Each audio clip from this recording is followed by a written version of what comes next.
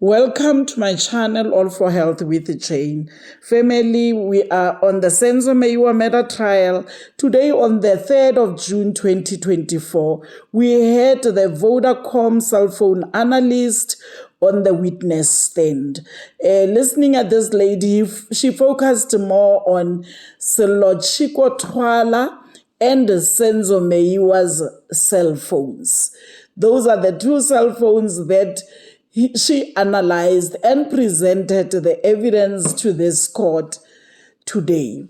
And listening at this evidence, family, what I have noticed is that even after the day Senzo was murdered, the Senzo's cell phone could be picked up at different towers to show that this phone was either in use or someone was, having it with him or her as they were traveling around Fosloras, Katlehong, all those areas on the 27th. This was a day after Senzo was murdered.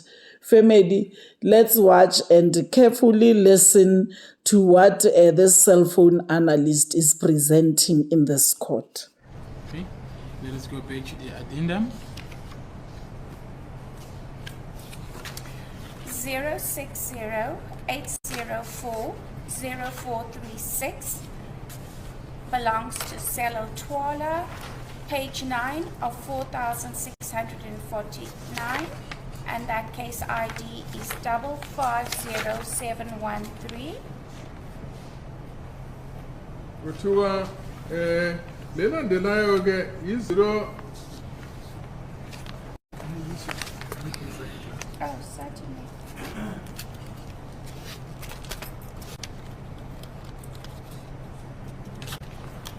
Kuthiwa ke elandelayo ke u-060 804-0438. Igama ke lomuntu esenzisayo ke uSello Twala. Here you have the RICA information on page 9. So the information ivela ku-castle number 9. First name Sello, surname Twala. Igama ke uSello, isibongo uTwala. Physical address 4 Helderberg Road, Glen Vista, Johannesburg. Kuthiwa ke ibekwe ngekheli lase number 4 Helderberg Road, eGlen Vista, Johannesburg.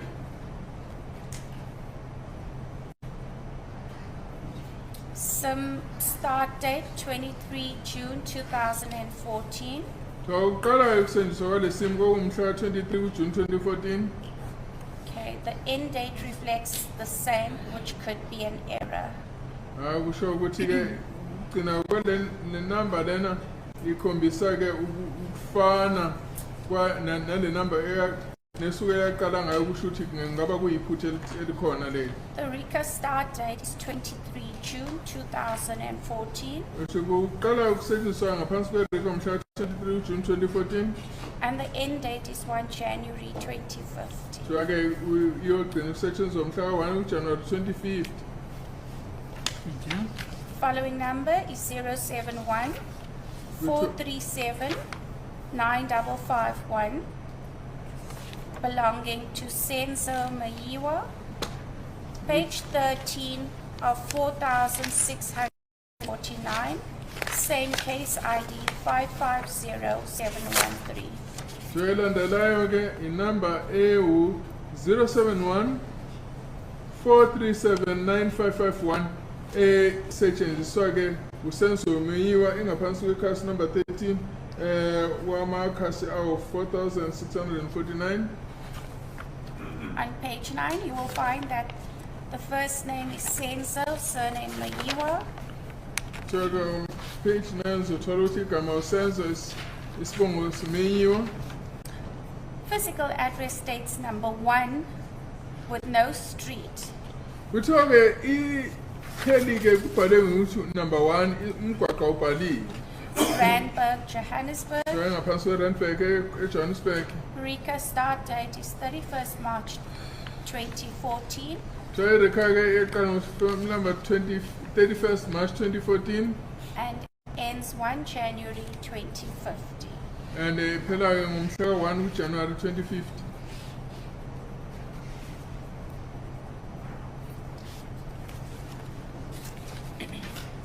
Please proceed.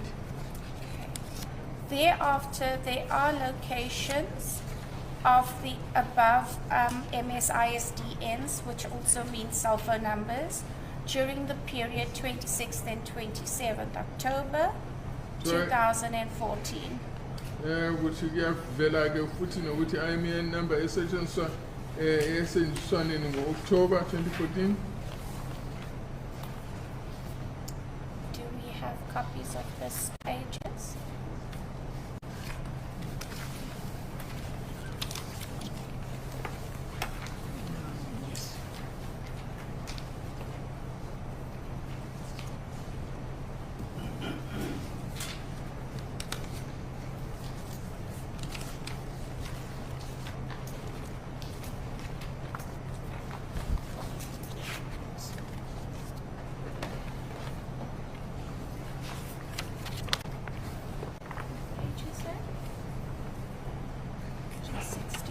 Okay, I'm on the same page.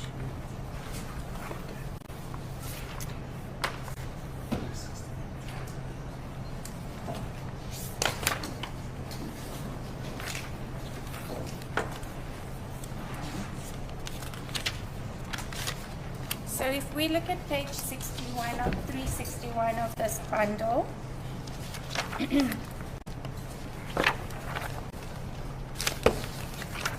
we can see from the 26th of October at 17:20, Siyabona ngomhla 26 October. the handset ending with 9551 Yes, kusho ukuthi ke le nombolo eqala ngo-9551 was in the vicinity of Katlehong. yayingesendaweni eyasekatlehong. During the course of the 26th, Ngalo-ke lolu suku lomhla 26 it moved from Katlehong to Spruitview, yasuka endaweni yasekatlehong yaya ngase-Spruitview. Parke, Spruitview. Towards the end of the page, you will see that at 21:41, it was still in Spruitview. Ngo-2141 kuyabonakala ukuthi yayisakhona endaweni yase-Spruitview. If we move over to the next page, Masekhasini elilandelayo it starts at 21:42. iqala ngesikhathi sika-2142 It starts off with being in Spruitview, qala isendaweni yase-Spruitview, then moves on to Clinics Vosloorus. Clinics. isuka-ke endaweni yase-Clinics ese-Vosloorus. And then ends on the last page at 22:26, still being in Clinics Vosloorus. Ifika-ke ngesikhathi sika-2242 is 22? 26. 26. ise-2226 isekhona ngaphansi kwendawo yase-Clinics engase-Vosloorus.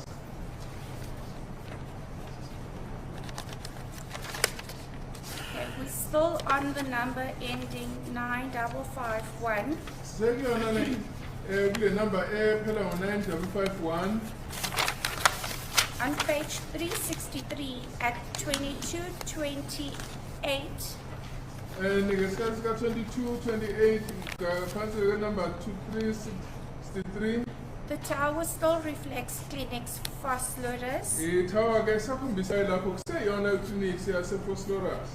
Towards the middle of the page, Masesiyaphakathi nendawo nekhasi on the 27th of October umsuku ka-27 kuya October at 10:01, ngesikhathi sika-1001 the tower then changed to Wanningberg. so ithawa-ke iyashintsha-ke lapho-ke isiba Wannenberg.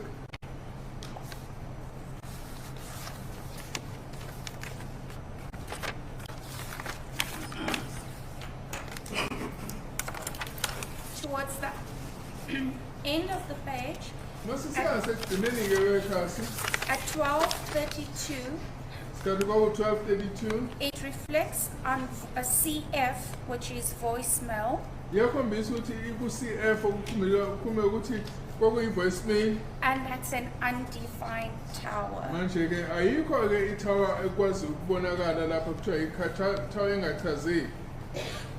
We are then on page 364. Masisekhasini 364 We are still on cell phone number ending 9551. sisekuyona le number ephela ngo-9551 At 1337, isikhathi u-1337 a Burton Park Tower is then picked up. so iyabonakala lapho isithintana ne-Brackenberg Tower. Throughout the 27th, Lonke kusuku lukamhla 27 you will see that Burton Tower zobonakala lapho ukuthi i-Burton Tower sika-1716 it's Parquet Tower, itholakala-ke endaweni yase-Parquet Tower. and on that page at 2152, Khona indlela khasi ngo-2152 it ends up with the Mololeki Tower being picked up. igcina-ke iqhumana nethawa yasekuthiwa umuleleki. We are still on number ending 2498. Sisekuyona-ke le number lena egcina ngo-2498. The following page is 1188. Ikhasi-ke silibhekayo u-1188.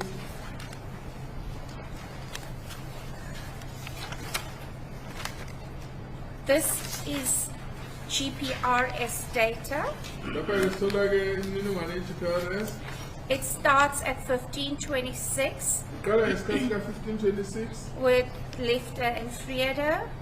lapha ngase kule thawa kuthiwa i-Lefter and Frieda. Multiple towers are picked up. I will read them along the way. Mathawa-ke maningi aqhumanayo nale foni uzwafundela ukuqhubeka. 1629 rifle range. Ngo-1629 i-South range. 1809 Rosettenville West. Ngo-1809 ise-Rosettenville West. 1934 East Cliff. 1924 East Cliff. Right until 2030 it's East Cliff. Nasiyofika ku-2020 East Cliff. 2034 Allen Manor. Ngo-2034 ise-Allan Manor. 2050 Meadowlands East. 2050. Ngo-2050 ise-Meadowlands East. 2300 hours to Bang. Ngo-2300 ise-Thabang.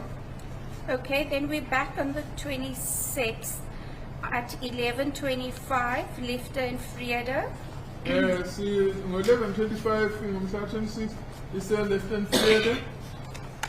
At 1630 it reflects Ipolekeng Primary.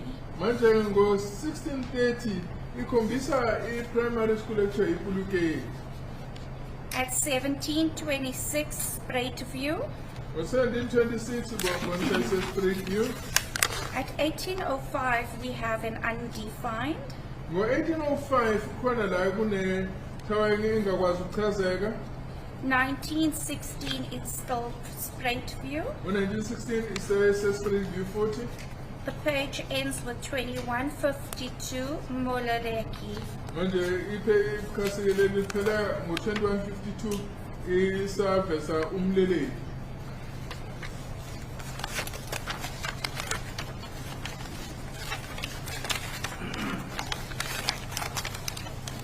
We have found the GPRS for 9551, which is at the back. Sitholeke i-GPRS 9551 ibingasemuva. Okay, that reflects on page 1559. Ithola ekhasini 1559. At 1952, it starts off with straight view.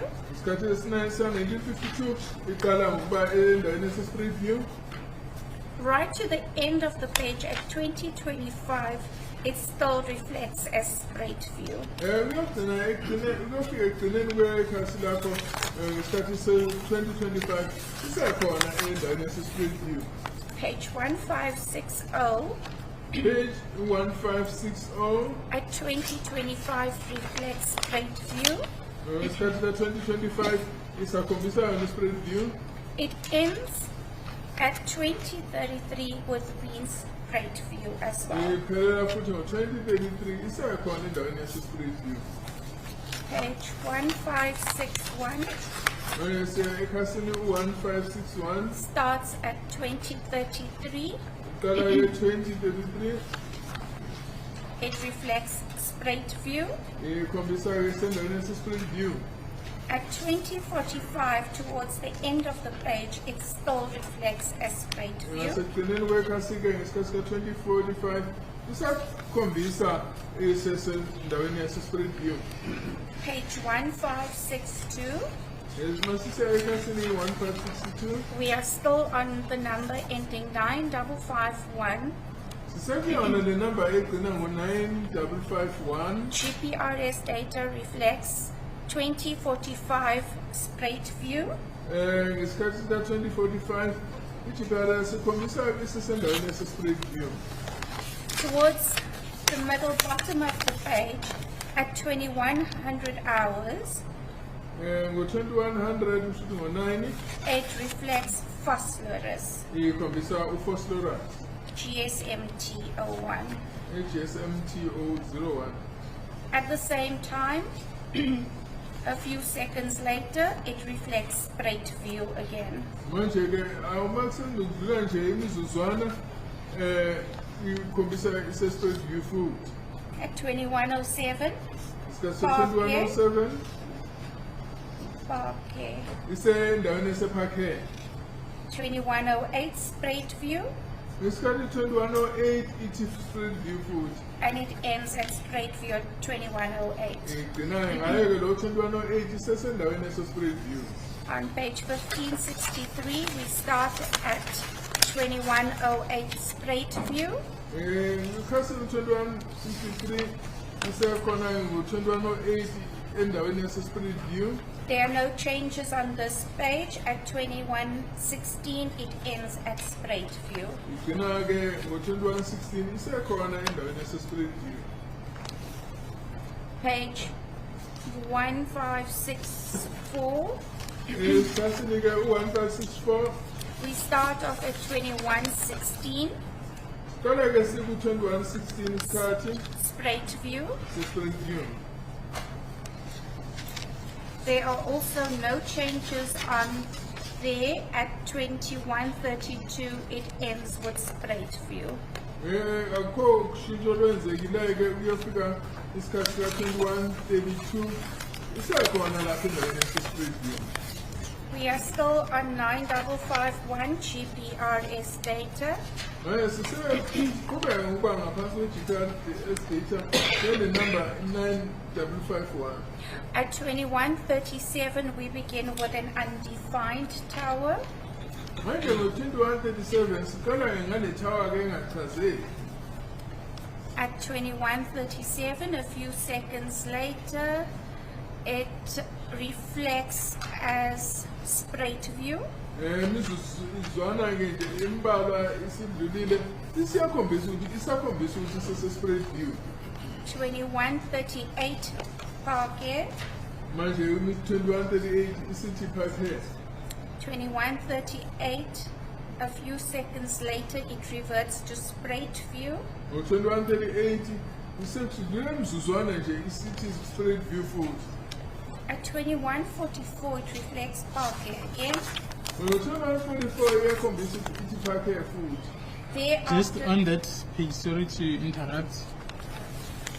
Just on this page, can you tell the court what does APN represent? APN is an access point network. Manje APN because of change to access because of the access point network. Can you elaborate more? This actually allows you to connect to a server in order to get internet connection. Manje uthi lowo ukhombisa ukuthi uxhumana ne-server ekwazi ukuthi ungene ku-internet.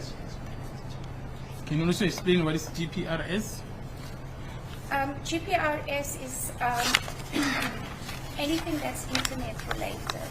I-GPRS ihambelana ilokhu kuhambelana ne-internet.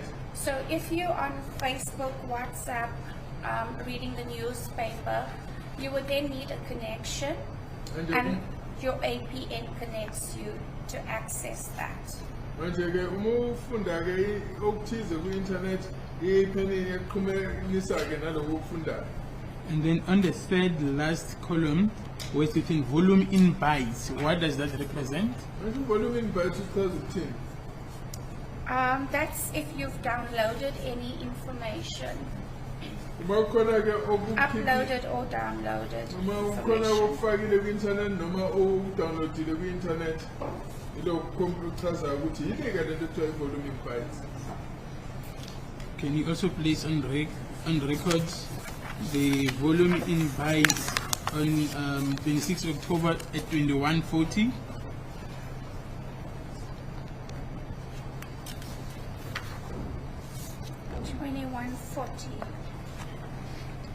$2,953 bytes. Kuthiwa ama-bytes asetshenziswe inkulungwane nekhulu ayisishiyagalolunye amashumi ayisihlanu nantathu.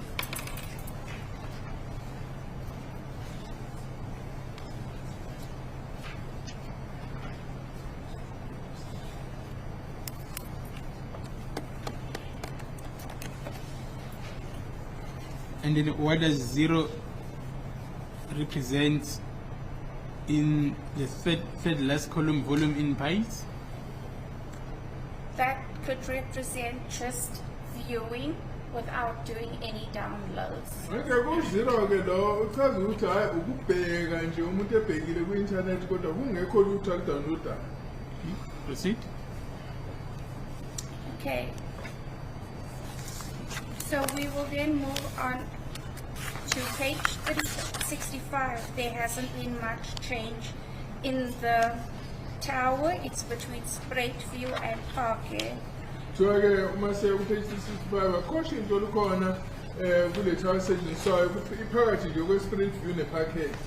So on page 1566, Ekhasini 1566 we start on page on the top at 2146. masiqala ngesikhathi sika-2146 It reflects a spread view. ngikhombisa ukuthi se-spread view. Thereafter, a few seconds later, it moves to Phosphorus. Emva kwemizuzwana nje imbalwa iyadlula iya endaweni yase-phosphorus. At 2147, we see Phosphorus North. Ngo-2147 ikhombisa isendaweni yase-phosphorus north. 2149, we see Igologolo. Ngo-2145 ikhombisa endaweni yase-igologolo. Okay. Just on that point, can you tell the court what does PDP address represent? Thini ke le address ekuthiwa i-PDP? Okay, that's your your IP address, your So- internet protocol address. Kuthiwa ke lokho kukhombisa i-internet protocol address. Let's proceed. Okay, 2151, it reflects Phosphorus North. Ngo-2151 ikhombisa ise-phosphorus north. 2155, it then moves on to Clinics Phosphorus. Manje 2155 ikhombisa isigudlukile ya endaweni yase-clinics e-phosphorus. 2156, Phosphorus Square. Manje ke ngesikhathi ka-2156 isukile ke ngase-phosphorus square. Okay. And then what was downloaded there in bytes? Yini kwadownloadwa lapho? 1,199. So ke ku-downloade ama-bytes awu-1,199.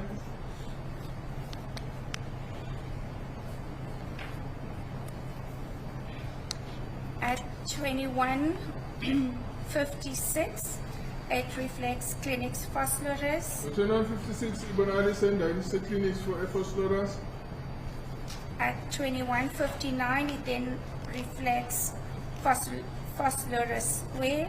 Ngo-2159 ibonakala ise-phosphorus square. And the page ends at 2159 ikhasi-ke lelo liphelela ngesikhathini sika-2159 with clinics Phosphorus. sisendaweni yase-clinics phosphorus.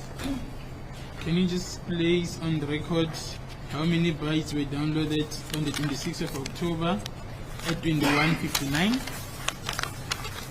9,488 bytes. So ama-bytes-ke a-downloadwa ngalesi sikhathi ngesikhathi sika-2159 oh 9,488. Okay.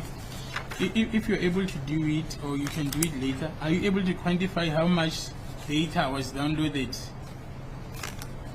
on this column 3? We are not able to tell. If you want the calculation of the entire page, we then have to calculate it up front. But there's no way of knowing exactly how much and what was downloaded.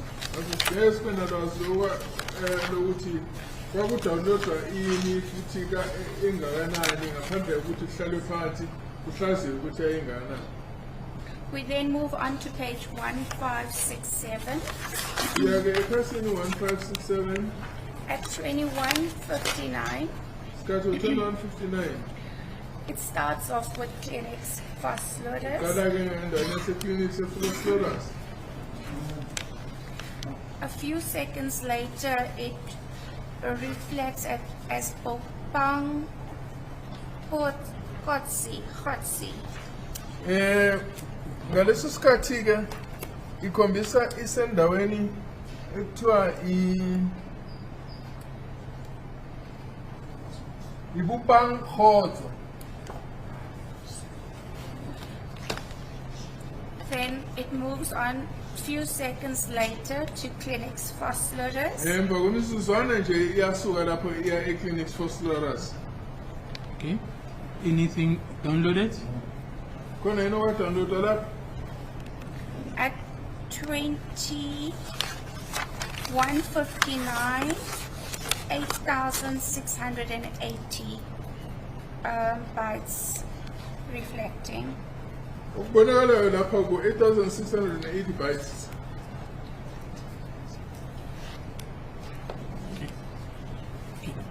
What I want to understand now, so much bytes, is it something that is running on the background of the phone, or someone who is actively using the phone? Are you able to tell? Athi uyakwazi ukubona ukuthi into ezenzekelayo nje efonini ingathintwa muntu noma kukhona-ke omuntu ozama ukwenza okuthize. We're uncertain and we can't confirm for sure. It could be anything that could be updating or someone streaming or downloading. Athi akukho indlela ongakwazi ukuthi kwaziwe ukuthi kuletha isiqiniseko sokuthi ukhona yini umuntu owayenza okuthize noma kwakukhona into nje eyayisi-update ngaleso sikhathi.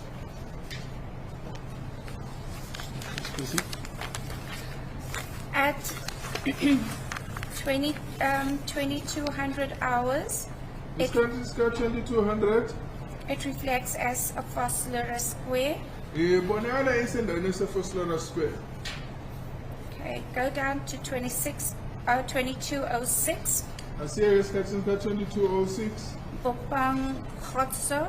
isendaweni ekuthiwa ibupang khotso. It then moves back to clinics Phosphorus. Yasuka futhi-ke iya e-clinics phosphorus. Towards the bottom at 2210. Mase singasekugcineni isikhathi kwaku-2210 It still reflects clinics Phosphorus. saqhubeka ithi-ke isendaweni yase-clinics ephosphorus. Okay. Okay, before we proceed to the next column, what does duration represent? Duration is reflects the time that it has taken to download or view or send your WhatsApp messages. That's basically the time that you spent. Duration echaza ukuthi isikhathi ke sisetshenzisiwe mhlawumbe ukwenza noma udownloada noma ukwenza okunye efonini. And then what does ECI represent? U-ECI yena usho ukuthini? ECI is a code referred to towers. Manje u-ECI ukhuluma ngekhodi ke ekhuluma ngamathawa.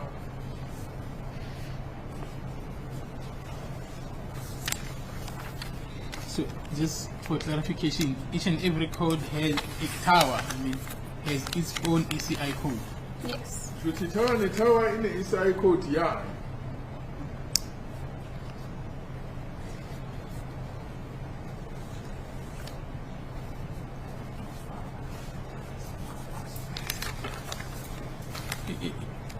How far are the following towers apart from each other? First Laura, clinics, First Laura's, as well as First Laura's Square. Offhand, I cannot tell you, but by looking at the data, I would say close proximity. Manje ke agqigqene kangakanani ke lamathawa e-clinics ne-First Laura Square athi angeke ngikwazi ukusho kodwa ke bonakala sengathi aseduze. Yes. So if we look at the bottom of the page, Ngasekugcineni kwekhasi it reflects the 27th of October 2014 ukhuluma ngosuku lomhla 27 ku-October 2014. at 3:20 in the morning. It reflects Phosphorus Square. Ngesikhathi ka-3:20 ekuseni ikhombisa ukuthi ayisendaweni yase-First Laura Square. It goes on until the end of the page at 3:27. Ya-ke ngasekugcineni kwepage ngesikhathi ka-3:27. Okay. And what was the duration there?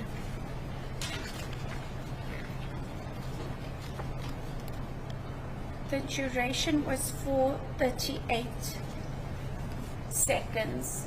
Athi kwamizuzwana amashumi amathathu nesishiyagalombili.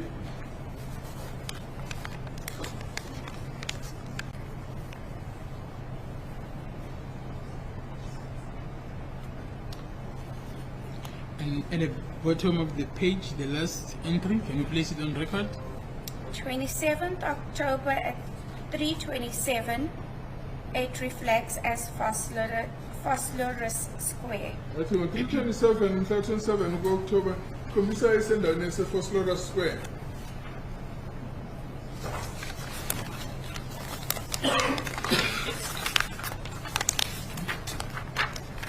Next page. Page 1568 Manje-ke siya ekhasini 1568 starts off at 3:28, qala ngo-3:28 which still reflects Phosphorus Square. sakhombisa i-First Laura Square. At 4:34, Isikhathi sika-4:34 it reflects as Elands Park. ikhombisa-ke isendaweni yase-Elands Park. 4:35, Isikhathi sika-4:35 Driehoek. isendaweni yase-Driehoek. 5:35, Isikhathi u-5:35 South Street. ise-Sour Street. 5:35, a few seconds later, Emva kwamazuzwana nje ngesikhathi sika-5:35 futhi Joburg West Street. ise-Joburg emgwaqweni kuthiwa West Street. It then moves on to South Street at 6:15. Ngo-6:15 iyabonakala iya endaweni yase-Sour Street. At 7:21, West Street again. Ngesikhathi se-7:21 iyaphindela futhi iyabonakala isendaweni yase-West Street. At 8:57, Isikhathi ka-8:57 the page ends off with South Street. ikhasi ligcina isendaweni yase-Sour. On page 1569, Ikhasi-ke u-1569 it starts at 8:57, qala ngo-8:57 Sour Street, Sour Street. and 9 ends with 917 at Sour Street. Phelela ngo-917 sesekhona endaweni yaseSour Street.